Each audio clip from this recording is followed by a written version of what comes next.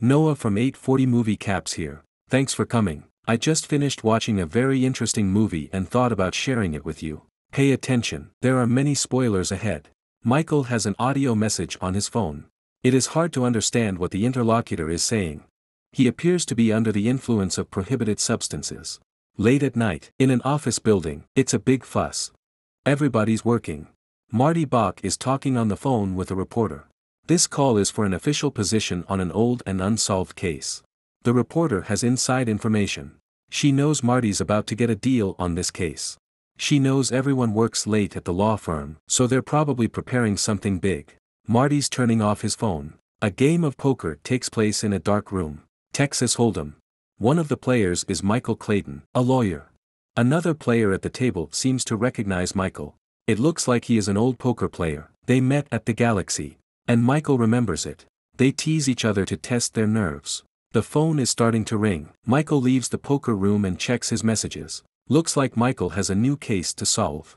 The lawyer has to head to Westchester to see more about it. When he arrives at an imposing villa, he finds that his client hit someone with a car and fled the scene of the accident, as the employee had told him. The criminal, Mr. Greer, is desperately trying to disown himself. Looks like Michael's not the lawyer Mr. Greer was hoping to meet. He's suddenly getting cranky. Michael explains that he has to solve it in a certain way. Walter, the one who recommended Michael Clayton, promised the offender that he would send him a miracle maker. Mr. Greer is extremely nervous. Blame is on the victim. He's making excuses. He comes with all sorts of crazy ideas.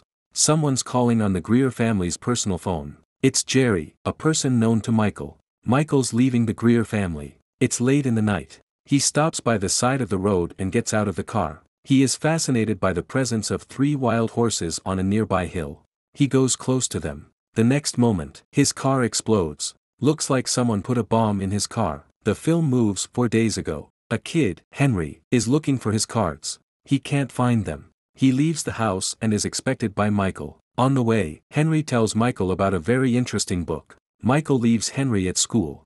Henry is Michael's son. From there, Michael goes and meets a loan shark. Looks like Michael's brother got in trouble. Michael doesn't know where his brother is. He seems to have nothing to pay his debt with. Michael wants to find out how much time he has to get the money. Michael Clayton arrives at the office of the law firm Kenner Bach and Ledeen. He's trying to solve a case on the way. He's got a lot of situations to solve. He's a highly sought-after lawyer. He seems to have relationships everywhere. He can solve a lot of unforeseen situations. His secretary wants to know if the company is going to merge. Looks like Marty Bach is in London. Michael doesn't have an answer for her. The U North case is very important. Karen Crowder gives an interview in which she discusses the U North affair. It seems like this company is everything to her. She has a leadership position. Stress is on a daily basis. For Michael, the cases come one after another. One of their own gets undressed in a courtroom. Without thinking, Michael takes a private jet and leaves for Milwaukee. Arthur Edens, one of the best lawyers in the firm, seems out of control. He is involved in a lengthy process, which made him lose his temper. Although he should be patient, Arthur has completely lost his way. Arthur promised Michael that he would not deviate from his medication.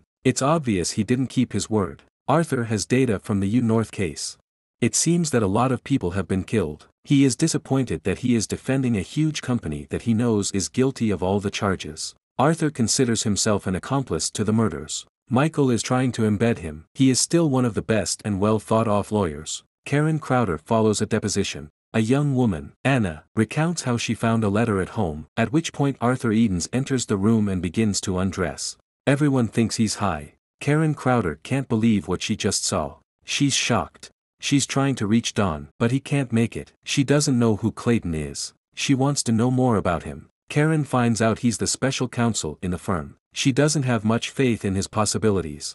Michael is meeting with his colleagues. They didn't know Arthur would come over to them either. Michael's colleagues thought they were following to strike a deal. Michael Clayton is trying to solve the situation. Arthur's on the phone with Henry, Michael's son. The latter tells Arthur the story from the book. Arthur Edens is caught by the book. He seems overwhelmed by the moment. Michael goes to a bar to meet Karen Crowder. She is upset that he is late. Michael is trying to avoid the subject. The trial is $3 billion. There is a lot of pressure on Karen, who has to give explanations in running naked through the snow, chasing witnesses. Michael is defending Arthur. It seems he's had a very tough year. Karen announces Michael that she will contact Marty Bach. Arthur calmed down, and a friend of Michael's gave him the pills. Michael failed to phase it out on Anna. Arthur doesn't think Marty has a chance to understand the situation. Karen contacts Vern. He's been recommended by someone. Karen is facing a series of classified information belonging to U-North. It's incriminating information. The next day, Michael tries to quit the restaurant's lease to get money to pay off his brother's debt. He can't make it. Arthur doesn't answer. He's locked himself in the bathroom. Michael has to break the door in half. Arthur tricked him and ran out of the hotel. Marty Bach is in front of the documents signed by Don Jeffries and brought by Karen. This has a dubious story about how the documents disappeared. The copies apparently were in Arthur Eden's bag. Karen asks for an explanation for Marty. Back in town at the office, Michael finds Marty and Barry rounding up Arthur's office. Barry will now handle the U-North file. He doesn't agree about Arthur's situation. Barry and Marty would want him locked up in a mental hospital. Arthur was walking alone through New York during this time. At home, Michael calls Arthur again. He is not at home, but someone is looking through his stuff. It's the man Karen Crowder hired. Michael is aware of the gravity of the situation. Mr. Vern is following Arthur. Anna, one of U-North's victims, is wanted on the phone by Arthur. He spoke something to her. He wants to help her. Anna's family is upset that Arthur is looking for her on the phone. Arthur seems in love with Anna. Michael is meeting the lawn shark again. He can't get the money. It seems that he borrowed some 3 months ago, and now it is very difficult to find the money. He needs a miracle. He only has a week to get the money. Michael visits Marty at home. Marty found out Arthur wants to switch sides. He intends to help the victims in the U-North file. Michael's asking Marty to borrow $80,000. Looks like the merger isn't ready yet. Michael is trying to force the bill to get the money. Michael is 45 years old. He's poor and he doesn't feel safe. Marty considers Michael a very good lawyer as a fixer because he is very good at it. Marty needs urgent help with Arthur. Marty wants Michael to solve the situation. Then maybe he'll help him with the money. Michael goes with Henry to Arthur's apartment, but he can't find this one. They're trying to get information from people in the area. Henry is upset about the situation. Michael sees Arthur on the street. Arthur offers him bread.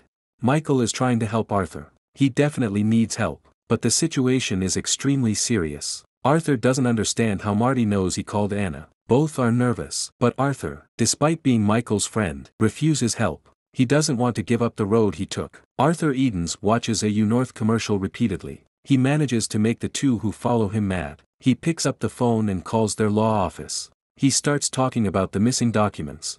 The situation is very serious for U-North. Mr. Vern tells Karen Crowder what he has found out. Karen asks Vern for a solution to the situation. She suggests that Arthur should be killed. She refuses to involve Don Jeffries though. It's a day of celebration in Michael's family. He visits them for the first time in months. The situation is complicated.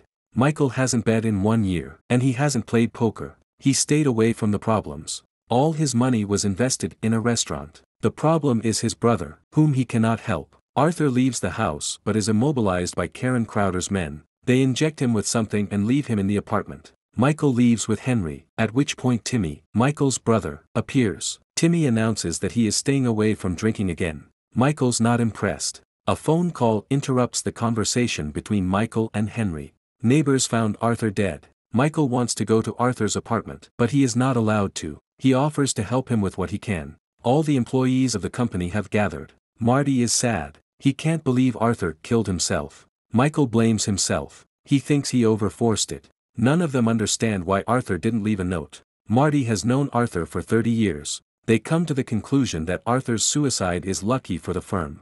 To the point. Right now, U-North decide to make a deal with the victims. Michael thinks it's strange.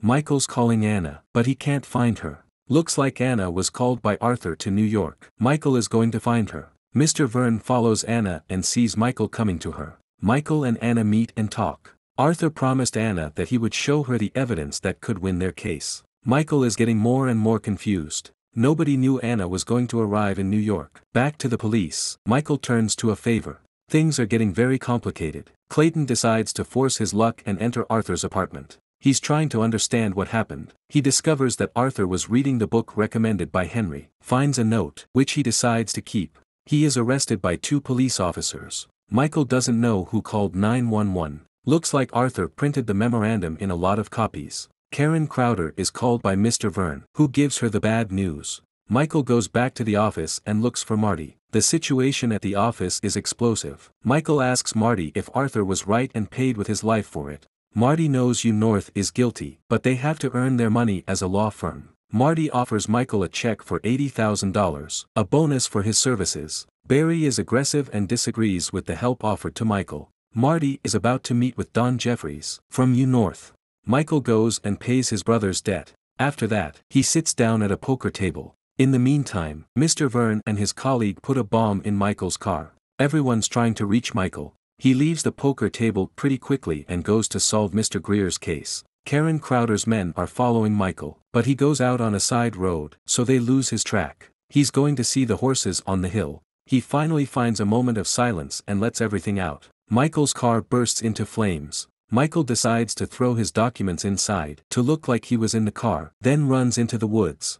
He calls Timmy for help. It is reported in the news that Michael Clayton was killed in a bomb attack. Karen Crowder presents the new info to the board. They say they have found a door to sign a deal. It's the right time for them. She wants the board to validate this deal. Out of the meeting, Karen is shocked to see Michael alive. Michael knows Karen is guilty of Arthur's death. He says he sold Arthur for $80,000 and a 3-year contract. He's upset that Karen didn't try to buy him. He tells Karen he wants $10 million to make the memorandum disappear. He forces her hand, and she has to accept it. She has no choice. Michael recorded Karen. The NYPD is showing up to arrest Karen. Michael breathes relieved. He managed to avenge the death of his good friend. Now that you got your spoilers right, go watch the full movie to find the missing parts. Subscribe for more videos like this one and leave a like as it really helps us. Thanks for watching.